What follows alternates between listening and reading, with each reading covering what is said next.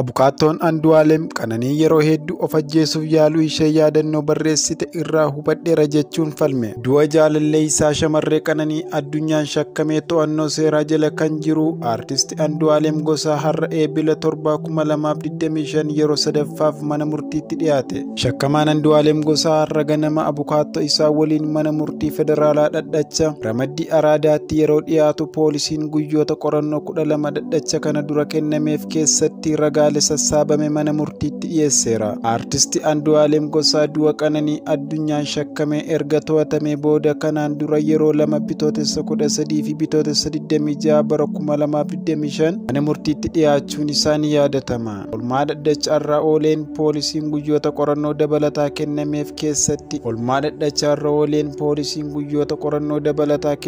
keessatti dhimma kanarratti ragaa namoota dabalataa 15 waliigalaan ragaa namoota 28 walitti qabu beeksiseera. Akkasumas mana jireenya Qananii addunyaatti qorannoon jibbaa lafarraafamu irratti taasifame dabalatee samuuda adda addaa fudhachuun qorannoo fooreniksiif poolisiin federaalaatti ergamuu fi bu'aan qorannoo kanaa garuu hangammaatti akka hin qaqqabne ibseera. Dabalataan bilbila harkaa miidhamtuu fi shakkamaa irratti qorannoon akka gaggeeffamu waajjira odeeffannoo fi nageenya biyyaalessaatti ergamee bu'aan qorannoo kanaa eegamaa akka jiru mana murtiitti ibseera. Ragaaleen osoo hin sassaabamin afaan kunneen bu'aa qorannoo reeffa shamarree Qananii beellama kanaan dura ture irratti dhiyeesse waliin galtee dabalataa naaf ta'u kan jedhe poolisiin ragaalee sassaabamuu qaban dabalataan argachuuf guyyaa qorannoo dabalataa gaafateera.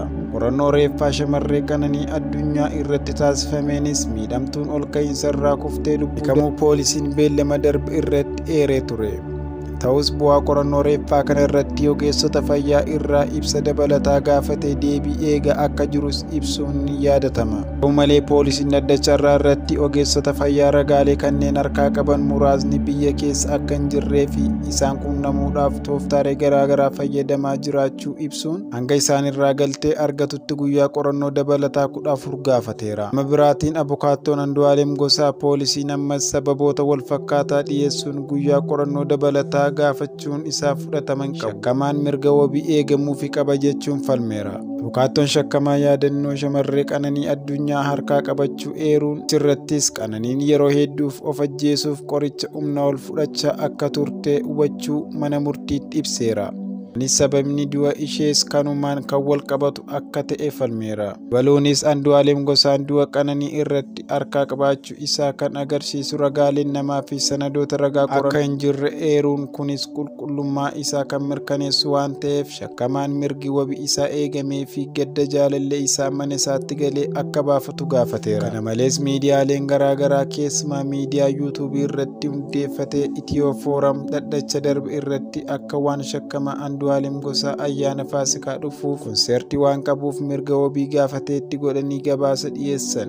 Duulama qaballees maatii Qananii fi hawaasni isaan jaallatu garaa akka itti jabaatuuf yaadame ta'uun eeruun manni murtii dhimma kana akka ilaaluuf dhiyeesseera.